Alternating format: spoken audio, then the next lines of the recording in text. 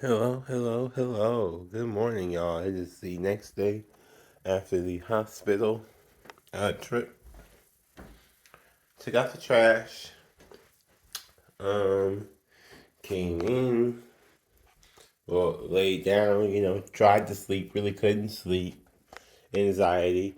Never got anywhere because she got into the a room at all for the hospital. I don't know. When I was there, people were saying that they said that they were there for like a couple of days without getting the room. Another lady had another story. The lady who worked there said they have beds, they just don't have workers. They need the workers to be there. Then this other, they're talking about the people in the room, the patients were in the emergency room, talking about how they've been there forever and this is that, and there was a day shift and a night shift, and like I seen the people switch over, so it was like the day shift people and the night shift people. And I'm not even talking about the workers. I'm talking about the patients. Like there was the day shift emergency room patients, and there was a night shift patients. Where so in Flint, I don't know who to believe or if I can believe anybody, especially with this water and all those things like that. I know these people have from doing this research now, and I can 100% say that I know that people have cognitive decline from the Flint water. It's hard to deal with people when you don't know, like, if you're dealing with somebody who is faking or not. Like, so I mean, we talk. Well, I shouldn't say we because I don't really talk about it that much. But they have like internet deep fakes, you know, where people will fake whatever, like make a fake video on the internet or make morphs of people or like they have those AI. They have the bots like with AI that are like trying to look human. So it's like you almost never really know whether to trust anything. But like you almost never really know how if you can trust anything. But like, and that's my cat. But like, so the hospital is, I don't know. I couldn't sleep. I know a lot of people have gone through this. I know what I'm talking about. Where it's like you can't sleep when someone you know is in the hospital, and they don't respond, and they don't text or anything like that. So I don't know if she actually got in there or not. The COVID's still a thing.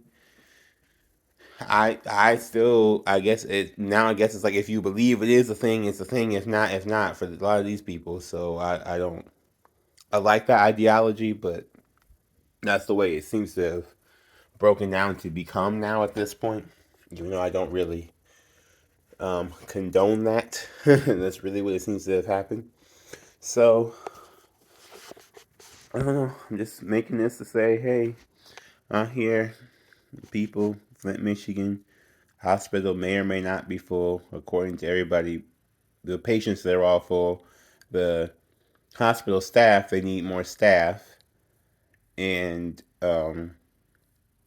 really, the general consensus is that they just need a whole hospital reform entirely. The waiting room needs to reform so that you don't feel like you're waiting there so long. Even if you are waiting there like a minute, they need better redesign the waiting room to make you not feel so anxious. Um, of course, they seem to need more staff in the hospital. Um, Definitely redistribution of how people are getting paid there because again, like I know like people get like MRIs or CAT scans or whatever, and they use these big machines in the hospital. But if you really think about it, this is the part that really gets on my nerves. If you really think about it, the machine's just sitting there, right? Now, granted, I don't know how much they pay for the machine, or if they pay for the machine outright, or if they're on like payment plans for those machines when they buy those machines or get those like new updated machines and whatever else like that. But if the machine's just sitting there and it is paid for, why are they charging people these fees to use this machine? Number one. Number two, a lot of these hospitals are for profit. So if there's a for profit hospital, shouldn't they be making enough profit to pay for that without like? I feel like that shouldn't go on to the consumer. You know what I'm saying? Like, and I get that, like, or the patient, and I get that like, that's where like insurance gets involved. But again, if we're looking at ways to eliminate this health insurance so we can have single payer in all these different states. Michigan's one of those states that definitely needs it, especially now because of that Flint water. We should have automatically gotten that 8 years ago because of the Flint water crisis. That should have ignited us to getting uh, universal health care out here so that we could treat the people, especially the people from the Flint water crisis, instead of just watching them get sick, decay, and die and lose their minds, literally. Like, cognitive decline, y'all. Being able to no longer think as logically or as intelligently as in the previous uh, uh, ability to do so. And you feel it, like these people, like their brains are like, I don't know if you guys ever seen like soup brain, but it's like soup brain. Like they like you can see their brains going into mush or going into soup, especially the older people, the people who, I don't know. It was just traumatic to walk up in there and to see it, like her just like assimilate right with the right with the sickies and the little wheelchair, like the little Wally chair, and just here we go. I'm just a sickie joining the club. I'm like, why you just voluntarily just joining the club? I don't know. I don't know. I don't know. Anyway, thank you for being with me and watching this and understanding my pain, hitting the like button, and all the things you do.